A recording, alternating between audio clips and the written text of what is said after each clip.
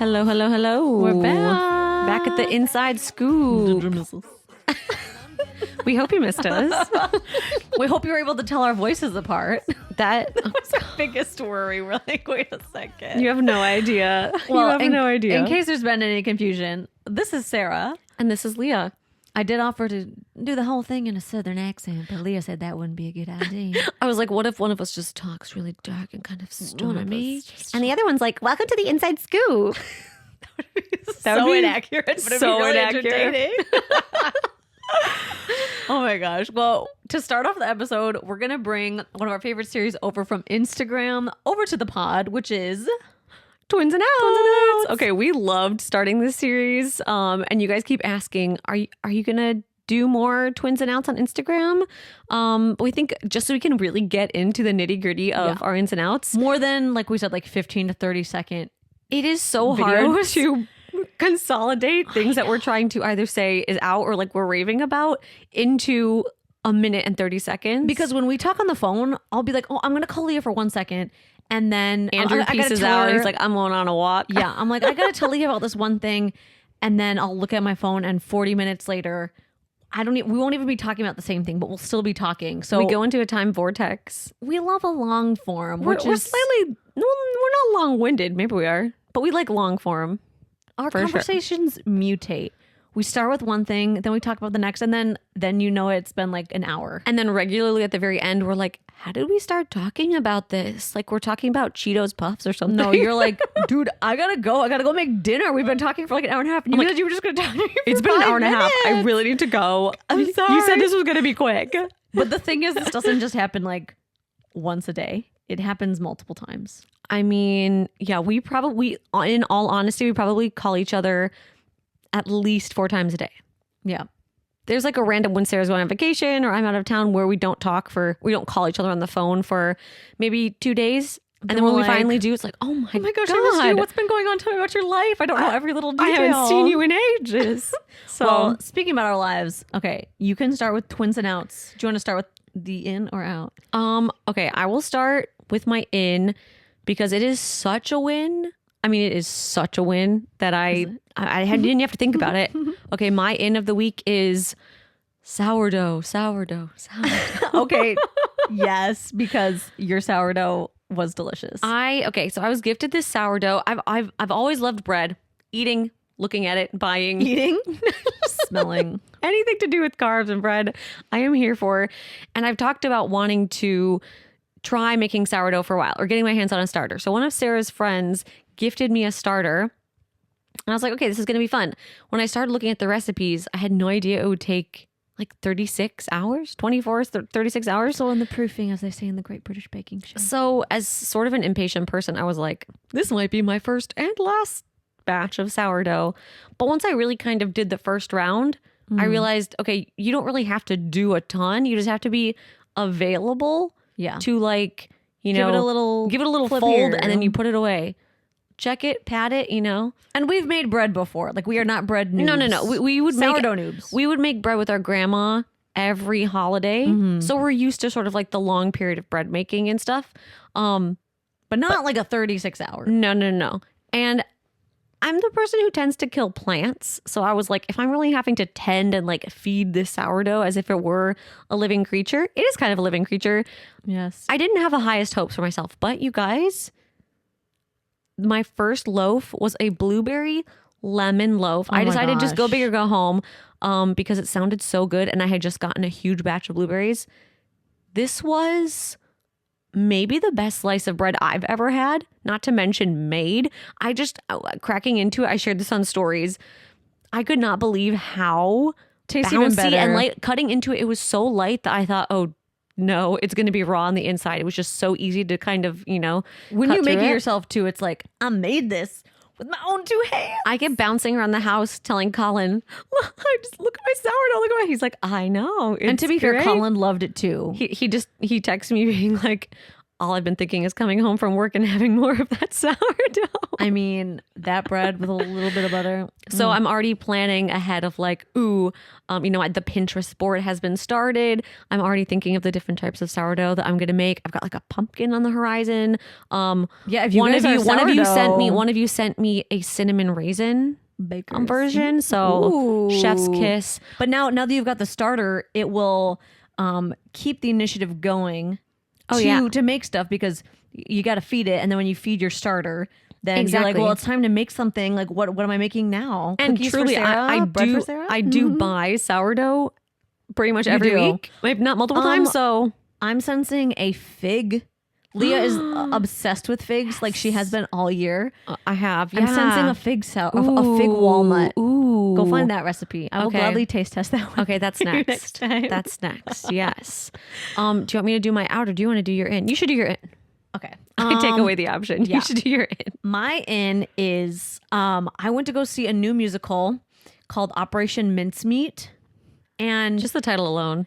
so it did really well in West End in London, and it just like came here to Broadway, and it's like, long story short, it's about like a secret mission during World War II to change like the direction of Hitler's troops. Oh. It was a successful, like a true mission. So it's based on a true story. Yeah, yeah. Oh, I love that. And it's only like a 5-member cast. So the cast is playing, I mean, everybody was playing so many characters. It was funny. I laughed. I cried. I was engaged the whole time. Everybody had standout voices. That's and, awesome. And people were playing, like girls were playing guys as some of the roles. Guys were playing girls. So not only were they playing multiple roles, it was just like such unique characters that they were all taking on. Oh my gosh, I love that. I loved it. Like loved it. So if you're a theater person, would recommend. I mean, it was. I feel like we're decently harsh critics when it comes to I mean, live we're performances. professional trained musicians. As singers, performers ourselves, we're like, okay, this was good, but this one person could have, been more into it, or there could have been better staging. Or what I really liked was like all the songs. I felt like I could sing a little bit of them afterward. Like they were catchy. It wasn't like some shows you see and you're like, okay, afterward, like I could tell you things I enjoyed about the show, but I could not sing a single song. And when we got home yesterday, I was bopping around, I was singing it, and so definitely a good one to see.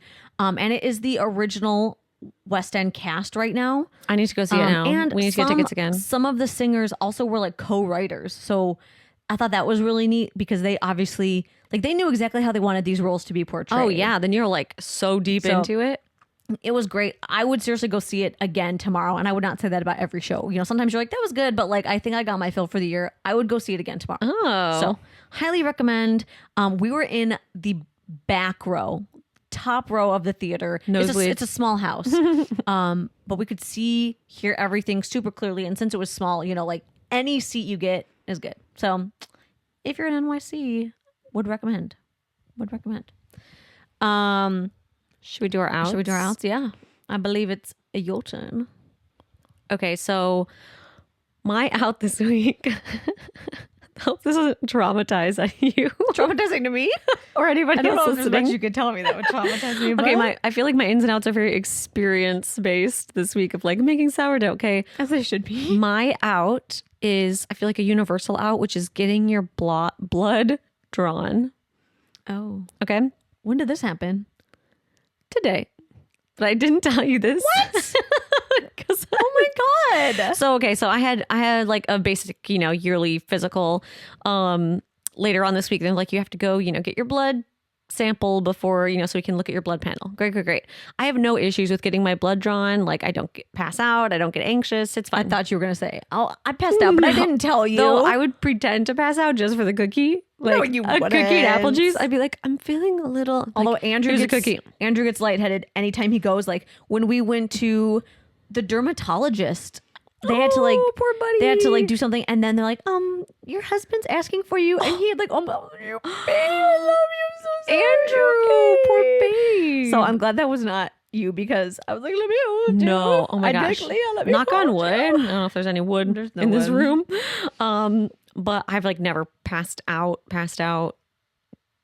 ever. Except that one time when we were working at TGI Fridays. Side note, Sarah and I used to work at TGI Fridays, and it was like the craziest day. I hadn't eaten. We were running around, and I just passed out in the kitchen. Leah just flops over next to the bevy machine. We're like, Leah!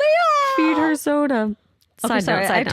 totally led you down that side. This is how our phone conversations end up being. And then I never end up telling my story. Back to your story. Blood Anyway, drawn today, okay, which I didn't know about. So I went. It's supposed to be like a super quick thing. You just go. All they do basically is like blood paneling. So I went in, sit down. They take my information. This girl comes in to, do like she's the phlebotomist. Okay, she looks younger than us, probably like young 20s maybe. Okay. And because we're old. we're old. And I'm just making conversation. I'm like, oh, one of my really good friends worked as a phlebotomist, and she would just find people's veins that were kind of popping and be like, ooh, this would be an easy one to get blood from. And she giggled, and they do the little, what's it called, the rubber band that they just like make your veins more prominent. Yeah. And there was one that was clearly popping. Okay. So she's like, okay, little pinch. She puts the needle in. I hardly feel anything. And I'm just about to say like, wow, that didn't hurt at all. Like, great job. Because I like to compliment people's like work. And so she's like, as I'm about to say that, she's getting like the first vial of blood, and she tries to change it out for the second one. Ends up pushing the needle farther into my arm, and I'm like, ow. Oh my god. And all of a sudden, there's blood everywhere. My God, dude. She in trying to change it, she pushed it and then tried to pull it out, and it pulled the needle out, and there's like blood on my sweatshirt. Oh my God. And she's like, oh dear. And I'm like, oh gosh. Oh no. And so she grabs seal me up. She grabs a whole handful of like cotton wads and is like, but she's not actually pressing it into my arm like it's gonna clot. She's just like pressure, girl. She's just like lightly setting it on top, and I'm like, girl, you're gonna need some stronger pressure. But so she gets it to kind of stop, and is like taping the whole wad of cotton onto my arm.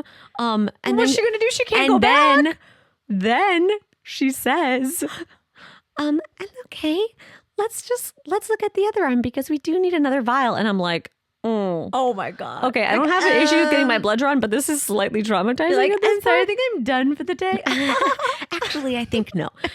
So she goes to my other arm. Maybe. Meanwhile, the other lady in the room is just kind of looking at her like, other lady as an other worker, or I think this girl must be like it must be her first day. Or like an intern. Oh my God. She's like, and so this other woman was like a seasoned vet, and she's just looking at her. The judgment is real. She's just like, do I step in? So the girl like, starts poking at my other arm. There ain't no veins popping on my other arm. Because all your veins got scared. And I'm seriously getting worried. And I'm like, and I jokingly say, I could do a couple push-ups. If you want, I could do a couple push-ups. I'm sorry, this one's not coming to say hello. Push-ups with one arm because the other one is about to gush again. Gushing. And she's like, she's just like poking my arm, and then she looks at the other lady like, what would you do? And basically the other lady just stands up, goes to my other arm. She opens the drawer, kind of like hip checks the girl. Oh my God, she is fast. And she just like small pinch, goes into a vein like very close to the one that was traumatized on the same arm. Gets it. My gosh. I don't feel anything. There's like no blood. And then she tells the other girl to like kind of bandage it up again.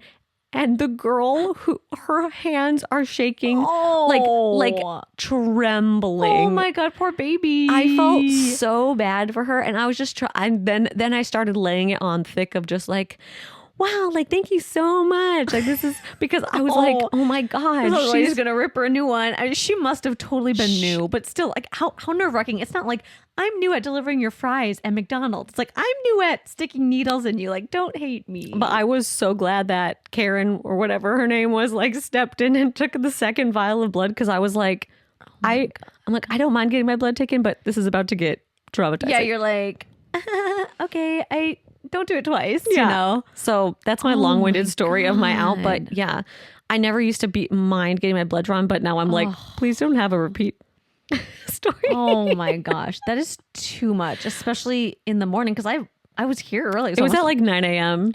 Yeah, that's a lot, and I'm sure you didn't have coffee or anything, so that's a lot. Poor trembling girl. I had some sourdough to heal myself when I came home. Whoever you are, phlebotomist girl, probably med student, or like bless. you'll get better. I couldn't do it. On a side note, if you are trying to get blood out of anything, salt and dish soap. Make a paste out of salt and dish soap, rub it in, and repeat. I have done this on, like, I feel like everything. that's a hack that us girlies, every girl needs to know, Yes. right? Mm-hmm. Yep. Once I like cut my leg shaving and it was like all over my robe and just a little dish soap and salt. Totally. It works every time. All right. Yeah. Well, What's your out? my out is Hopefully nowhere. it's not it as is intense. absolutely nowhere near as extreme as yours. My out is, I know it's a basic one, but it is starting to get really humid on certain days in New York now that it's like spring rain time. And it just reminds me of how awful my hair handles the humidity. Now, like Lee and I both have pretty, like, maybe not curly, but pretty wavy hair. If we tended it properly. If I tended it, I don't know what kind of my curl pattern. I'm like a fine haired curly. But if I style it or anything, as soon as I walk out, it looks like my hair's fluff. I'm like, why did I even bother? And the rain has been a little bit unpredictable the past week or so. So I've been like, oh, my hair's looking great. And like, time to like go out on the streets of New York. and then as soon as you feel good about it, I go outside and I'm like, oh, it's clip o'clock. Like I just got to clip it back. clip a clock. And although you were saying, what is it? There's like that humidity spray. Oh, it's the Wow. Yeah. I don't remember what the actual name is, but I love Someone their volume suggested that spray. to us. We have to try it out. I'm so okay. Is this the one where maybe it was a couple years ago, like they'd put water on someone's hair and it would just bead off? I think this so. the same no, thing? isn't that like Garnier? Isn't that like the old Garnier commercial? I don't know. I'll have to look it up. but Either way, love Wow for like their volume mousse that I do after I wash my hair, but we have to try this. I think Okay. people have said really good things about it's it. going to have to happen soon because I'm just very intrigued. It's either the season that to try it. or last year when it was really humid, I just went natural curls, which I like. I like wearing my hair naturally curly. But you like the option It decreases like how many days I can go between washes. Because like my curls get like I use more product and then my scalp gets so then I'm like, okay. So the humidity, not my favorite. same, especially when it's just that misty rain humidity. That's how it's been in New York, like misty. And I'm like, I did not say anything on the weather app before I left. And then I'm like, I gotta go. Should I go back and get my umbrella? And I'm like, oh, my hair's already shot. Like, it doesn't matter. You just have the halo of frizz. And Andrew like always makes fun of me. He's like, really? Like, are you gonna survive? And I'm like, okay, as guys though, you don't understand. Andrew has an eighth of an inch of hair. But to be fair, like not that he's balding, but just that he has it cut really close. 99% of the time use overnight curlers. So like me doing my hair in the morning when I'm like, I already did my hair is just pulling out the heatless curlers. But it makes my hair look so nice. But you spent the 8 hours sleeping in it to commit to it. So that's technically 8 hours. I was looking at it from that perspective, but thank you for that. But yeah, I'm like, okay, it still looks so nice. And then I walk outside and I'm like, is it? Oh no, it's happening. It's the immediate falling. deflation. It's fluff. Like And a souffle. It's not just straight. It's like frizzy, fluffy. That's my out. Well, for our question this week, since we're doing a twin take question to get us going, we asked you if you had to choose between something comfortable, like your clothes being comfortable or fashionable. You can only pick one. I think we phrased it as if you could only choose being comfy or looking cute. Yes. Specifically, which would you choose? What would you choose? I mean, I think would be most of your answers that you would ideally be able to do both, which we agree on. But we if said I one or the had to other. choose one, I would definitely go comfortable. Yeah. I mean, this just makes me think of when for our honeymoon, Andrew and I went to Europe and we started in London. And I brought a ton of dresses because I thought it was going to be warm, and it ended up being really cold. But I had planned on being like really cute for our honeymoon. Well, so yeah, you gotta look I cute on was your honeymoon. like, I could wear like the one sweater that I brought and, you know, my jacket, my raincoat, because it was also raining. Or I could just like wear my sundresses and like be kind of cold. And I ended up choosing to be cold. But then So you chose cute, I did choose cute. which is understandable on your But- honeymoon, especially. But then I did feel deep regret for choosing cute because then I was like, oh, like I'm cold and like I want to just sit somewhere, and I was a little bit grumpy. So I think in hindsight, I would also choose comfy because at the end of the day, like You don't really sacrifice anything by being comfy. I guess if we're choosing between like wearing a potato sack, like I guess we didn't say how extreme. There's a different level of like comfy versus cute. I mean, you can be cute and comfy. Yes, I mean that is what we opt for. I mean, that's the goal. That's the reason why we do our 10,000 step test. Like we are testing the shoes so we can hopefully find Yes, some. if you have not seen any of our 10,000 step testing, We are committed to the cause. we are so committed because this all started because Sarah moving to New York City. We were just walking around and Sarah's like, I hardly have any closet space. I'm not sacrificing any space in my closet for a pair of shoes. I can't actually go walk You're like I can walk a around block. the city. And honestly, it's very hard to be in New York City and not walk 10,000 steps. Like easily, I walk. In an afternoon. Just going to In the the morning. grocery store, you're putting in several thousand steps, and you're like, I my tell heels Sarah- can't be bleeding. I tell Sarah, because I have an Apple Watch, I'm like, every time I go into the city, like I'm not doing a workout, I'm just walking. And I'm like, whatever my burn of the day is always way more than when I'm at home and I do a workout and I purposefully go on a walk later in the day. It still is not close to what it is in New York, just existing. Yeah, it's true. It's So, like, amazing. I get my steps in. So we're always trying to do like the comfy and cute. When we polled you, it was also like 90% Yeah. said rather just choose comfy. I wonder if this is, I know we have like quite the large fellow millennial following. Is this a millennial thing? Like, is this us mature, like late 20s? Ladies who have 30s, some life experience. where we're like, no. We shall choose comfortable so we can enjoy ourselves. Like, we're just like, I'm We've done had with too the many BS of- blisters. yeah, like Too many sacrificing bunions. The college times where you're like, I don't need a coat. It won't go with my outfit. And then you're like freezing while Yeah, you're like 'cause I running wonder- around. I on the wonder if we streets. polled Gen Zers into what's the group of people before that, even Gen X. Gen X. Like if we polled those generations, would they say cute versus comfortable? But I think Gen Z actually prioritizes being comfy. Well, Gen X is older than us. Oh no, What's no, a Gen Alpha? I don't know. but the one like the teens right now. Yeah. You know, If I we think pulled them. I feel like when you're a teen, you're like, whatever, I'll just suck it up. But yeah, definitely maybe us mature late 20, early 30-year-olds are like, okay, we'd rather be comfy. We just rather we've learned the hard way. And to be honest, like most of what Lee and I wear, we've never really liked tight clothes. Yeah, what's that Especially, called? Like sensory. I wouldn't say that we have extreme sensory needs or anything, but I think there's something to be said about when you're wearing something that is skin tight, which is very millennial fashion, right? Maybe we're just traumatized from like middle school where you're like, I must wear the really tight Aeropostale like shirts Or that- even into high school, but you're like my layered tank tops that have to be like skin tight. right, and you're just sucking it in all day. you're like, my back You know? hurts from sucking it in. You know, we've all been there where you're like, well, guess I have to suck it in all night or, you know, whatever. That's just not a comfortable place to be. So Or a fun place to be. Like, you're just not enjoying yourself. So I think now we're just like, I want to be comfortable. but it's a hard transition. And this is actually one of the feedback that we get on our millennial makeovers the most, is that you say, but is this flattering? Is this flattering if it's not really form fitted? And I think that goes off of kind of what we've trained our eye to see, that to be flattering, you have to look as skinny as possible. Whereas I think where current trends are going now is that being flattering isn't really even a thing. Being flattering is drawing off the colors that really complement your skin, your eyes. Ooh, it has a really unique pattern. I like this structure. Like it has unique artistic details, or like a it's really so neat cozy.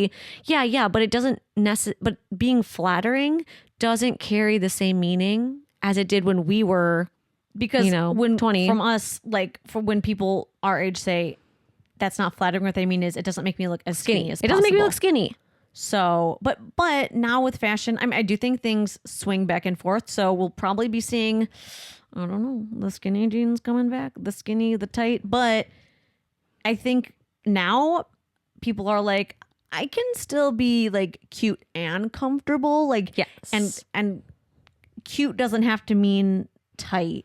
Cute can be comfortable. It doesn't have to be one or the other. Exactly. And I really do think that came from COVID too, like that huge transition. Because everybody was like, We I'm were at home in our comfy. right. We're like, if I'm taking this Zoom call, if I'm working all day from my desk, I'm gonna wear pajama pants, or I'm gonna, I want to be comfortable, but still be able to kind of function as a professional member of a society if I have to. And so I think we've learned to accommodate that a little bit, which is great. Well, let's hope great. for that. Let's cheers to the next Cheers 10 to being years of being cute, cute and comfortable. Oh yeah.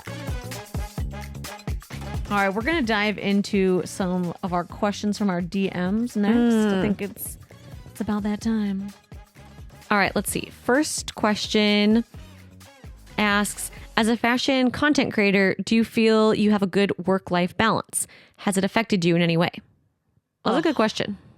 Honestly, that is the hardest. That's truly the hardest part of being a content creator. You feel like you have to be on all the time. Not even, I wouldn't even say on all the time, but you just feel like there's never an end to what you could be doing for your business.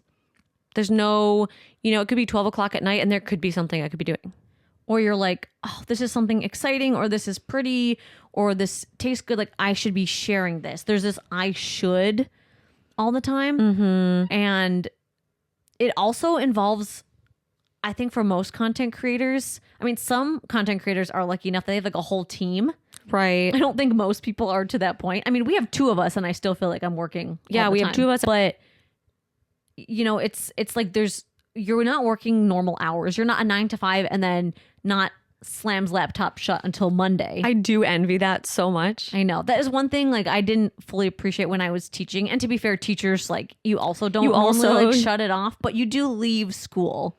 Like when you're working for yourself, when you're a content creator, you have the work with you all the time. So like, for example, like I'll wake up and I have to honestly tell myself, do not go check your emails. Do not like let yourself just wake up. Give yourself 5 minutes before you're like, here we go, like diving into the day. And the same thing, like we usually post our content in the evening, so it could be like dinner time, and in addition to thinking about dinner, I'm also thinking, I gotta get this post ready. I gotta get this post ready. I gotta make sure everything's linked. I gotta make sure that the video isn't glitching and like it's ready to go. So, our husbands are, bless their amazing. souls. They've seen us like since the very beginning, like, Googling how to start a blog. Right. And they're super supportive. But I think I would seriously say work-life balance is the biggest the struggle. hardest. It's And the biggest struggle. we do luck out having both of us to be like, if we're like, I am going on vacation with my in-laws, I need this day where I'm not doing 10 things on where my I can phone. put my phone away.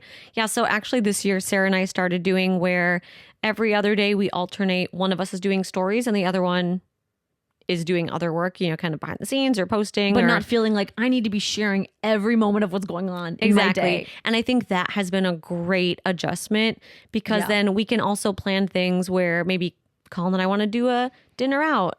And, I'm thinking, okay, well, I don't have to do stories on this day, so let's plan our day to be this day. And I don't have to have my phone out so much. And I think that very much helps having two of us. Yeah. And I do think that there's so much more work going on behind the scenes than what people might think. So like talk through just quickly of what you think like kind of a basic day would be. Basic day for me, wake up 6:30, work out, get ready. Andrew goes to work around 9, so like head to the subway, usually walk together, go get groceries, but by then I've already checked like my emails, like, but that is kind of your you time for the most part. that is like my me time till maybe like 9. And then Same with me. I try and get up, work out, have a coffee without really being on my phone too much. yeah, same. And then I'll really dive into emails, like if there's something we have to film, doing that. Usually Lee and I will talk on the phone for Let's be honest, an hour. 30 minutes to an hour about like what we need to do for the day. Our daily plan. We have our mini meeting. Our mini meeting, divide and conquer, like put out fires if there's anything big that we need to do. Talk about kind of the general things we want to share with you. And then some days it's like, okay, I need to spend all afternoon like filming a try on, and that's like steaming things and then cleaning up because somehow I cannot share a single try on without like I turn around and my entire apartment is a disaster. I'm like, I don't even remember pulling these shoes out, but like everything is everywhere. And then it's like, okay, if I did a try on, then I have to edit all the videos, add text, link everything, then share it. So there's a lot going on there. Some days it's like if we have a project due, writing a caption, emailing brands. So there's a lot that goes on behind the scenes. I'll blink and Andrew gets home around 6. And then it's like time to make dinner. But as we said, then it's also like, okay, I got to make sure like the post is ready. And then one of us is ready to answer questions that come up or comments on the post in our DMs. So that's like another hour in the evening. And then maybe I'm thinking, ooh, I saw there's a sale going on in a couple days at Gap. I really want to have an order so I can share with you guys. Okay, I've got to spend, 45 minutes putting together an order to get shipped, hopefully, by the end of the week or something like that. So it really never ends. And me too, as a freelancer, as a singer, I'm constantly needing to schedule time where I can practice, where I can send in my applications, memorize music, study for that. So really, the work is never done. It never ends. Yeah. And so I think it takes a lot of communication with your family and your partner as well, that they're really understanding. And also I think asking them, what can I do that helps you feel more balanced too? Right? Because they're around you all the time. Like I'll ask Colin, would you be okay if I spent this time doing this? Or would you like that to be phone-free time? And he'll tell me honestly. So I think it's hard to fit everything in. And I can't even imagine if you had a family too, like if you had a kid. A lot of content creators, they've got 2-3 kids. Like I don't even know what that work-life balance looks like. That's probably like having an assistant or not like posting as often. Just being really organized too. I think hyper organized. It's a lot. And I think honestly, not talking to your sister for 5 hours a day. That's not an option. That's not work. That's fun. Always fun. We never fight. Okay, we don't really fight. But I do think work-life balance is a big thing for everybody, especially having email on your phone. I mean, whether you're working in finance or you're a teacher, like when I was a teacher, I had to take my email off my phone because I would see parents emailing about uniforms for concerts at 10 p.m. and I'd be like, oh my gosh, I need to respond. And Andrew would be like, we're going to bed. Like they can wait until the morning. You do not need to be emailing this parent. Yeah. So work-life balance, a constant struggle. We have to set our own work-life balance. Do I feel like I have it down? No. Am I trying? Yes. Does it help to have a twin as like my other half that can also help if I'm like, I'm feeling so overwhelmed, like I need to like take 2 hours today to not be on my phone? Yes. It speaks to why so many content creators get burnt out because it's a lot. You know what helps with work-life balance though? Eating chocolate. Eating sourdough. Yes to chocolate, but yes, making sourdough, you have to prioritize your dough. Love this next question. I have chosen to live across the country from my immediate family, and I'm aware that it's a choice I made.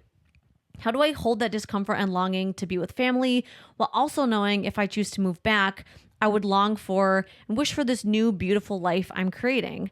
How can I take care of this feeling knowing in every choice there's always a sacrifice?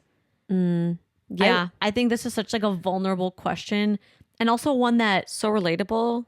I mean, so many of us our age, it's like the same thing. I mean, Leah, you moved first. Yeah. I mean, so Colin and I moved, back in 2017 to Connecticut because I was starting my master's in opera at Yale. And I think when it's for school, it's like a very accepted reason, right? You're like, it's a time of your life where you're used to being... And I think your family is used to saying, okay, well, if they're going to move out of state or something, they're in school. Okay. So we moved to Connecticut and ended up falling in love with it. So the question then became, when I graduated, were we going to stay there? Were we going to go back to Michigan where all of our family was? And we decided to kind of take the quote unquote selfish route and stay in this new place, this new adventure that we really loved. Right. But that, of course, comes with a sacrifice, right? That we didn't get to see family as often. You know, it was more expensive. Sarah and I flew back and forth every 3 weeks to see each other. Yeah. You know, that was a sacrifice, but we also were gaining this new life that we had kind of created together. Right. At the same time. And I think that's just kind of, that's the bittersweetness of being an adult. I mean, as an adult, you're constantly sacrificing things and gaining things and making choices for yourself. Yeah, and that's hard. It's a hard part of being an adult. I think it's something that you feel more deeply to as you get older, because like you feel, at least I do, more of a responsibility to like my parents' well-being and like just making sure that they're not alone, or like, you know, recognizing your parents are getting older and wanting to take care of them, but also wanting to be adventurous and like go, this person saying like go on your own journey and explore these new paths and like have exciting times. But then like you feel this in the back of your mind where you're like, I might be missing things with like my parents, or, you know, if something goes wrong, like I'm not there to take care of them, or, you know, I don't want to miss out on big moments, or if I have kids in a different state, like are they going to see their grandparents? Are they going to see their family? grandparents? I want them to have a relationship. There's like growing up, and I feel like when you're a millennial, like in your late 20s, 30s, 40s, like you're thinking about all these big picture things, because you're not just like, oh, I just graduated college and I'm just going to go off on my adventure. Like this is the adventure time of my life, to go off and like figure out who I am. You're kind of like, well, I should like have some of this figured out. And it's like, but wait, there's still so much to figure out. And like you said, it's life. There's this constant battle between like doing things, dreaming and going for new things, and also feeling like I don't want to let anybody down. And I think recognizing that you only get to do this once. Yeah. You only get to do this once. And if taking an adventure, taking an opportunity is something that, you know, when you're 90 some years old at home and you're thinking back on your life, that if you're going to regret not taking that chance, you don't want to think, if only I had done this, if only I had done this, that it's worth taking the leap and worth, taking that adventure, even just for now. It doesn't have to be forever, to know that you're following your dream. And thinking, if I had a kid and they really wanted to go off an adventure, if they were like, what's going to make me the happiest in life is moving to Spain and adventuring and just, I would want them to do that. Well, you kind of sacrificed a lot, or you took a big leap moving to New York City too. Yeah, right? You left a lot of family, Andrews and, Mama Scoop, our dad, in Michigan. Yeah, because Leah had already been out on the East Coast for about 7 years. So, I mean, Andrew and I had a house. You really had a community pretty well established in our town. And we had been just talking about this dream of moving to New York. And, do we go for it? Do we, where it does feel like, do I choose between my family and like an adventure? And it is hard. It's a huge life question, and there is no perfect answer. Like there is no answer where every single person is 100% satisfied. But I very much am grateful that both Andrew's parents and my parents, they gave us not their permission, but they were supportive. They were supportive of the decision and us going and following our dreams, even if it meant that they were sad about it, about not having us close by. And I think Colin is such like a realistic problem solver that whenever there's anything like this, like Colin and I started doing long distance the day after we got married, because I was doing an opera residency in Minnesota with Minnesota Opera. So when I found out I got this big opportunity for 2 years, that we would be doing long distance for 2 years as a married couple, I remember saying, should I do this? You know, we're going to be so far apart. I'm going to miss you. Like, how are we going to do this? And Colin, the problem solver that he is, the logical thinker, just said, oh, I've pulled up Delta right now. There are flights that run. Okay, yeah, we can use our points. And yeah, what if we booked out flight? Like, he didn't even bat an eyelash at, he's like, you have to take it. You have to follow this dream. I'm here to support you. We can do this together. You know, it's finding ways to make anything work. Yeah. And I think that's possible. One thing that Andrew has done with his family that has made a big difference living apart is he will call them every week. They know they have like their time together. Little date. And that could be a good idea, you know, even though you feel far from your family, you know, you can acknowledge the feeling of missing your family, but find ways to make them feel part of what's going on. And it's often in those little moments of just small texts, small calls. Yeah, knowing I've got a call once a week with my family. I'm sure that goes a long way for making plans together. Yeah, even if it's not in person, you know, you can still find ways to feel connected and keep your relationships growing, even if you're not, you know, living in the same town. Just like we did For so many years. Twins. But such a vulnerable question. And yeah, thanks for that. I know so many people listening are going through the same thing. Oh yeah. That is like the biggest struggle of this age. And whatever choice you've made or whatever choice you're making is the right choice. It is the right choice. And if you have a dream, like you said, you only live once. We're only you here gotta once. go for it.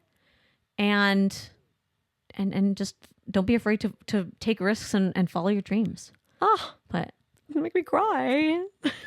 Beautiful. Beautiful. And if you are going through things like this too, like big life questions, feel free to write in. I mean, we're happy to chat all things fashion, life, everything with you guys. Anything, travel, New York City. Just what you talk to with your twin bestie. Yeah. Well, thank you so much for listening. And as always, you can submit DMs to either 2 Scoops of Style or the Inside Scoop on Instagram. We'll put all the details in the description below. And we can't wait to talk with you next week. Can't wait for our next chat. Bye, Scoopies. Bye.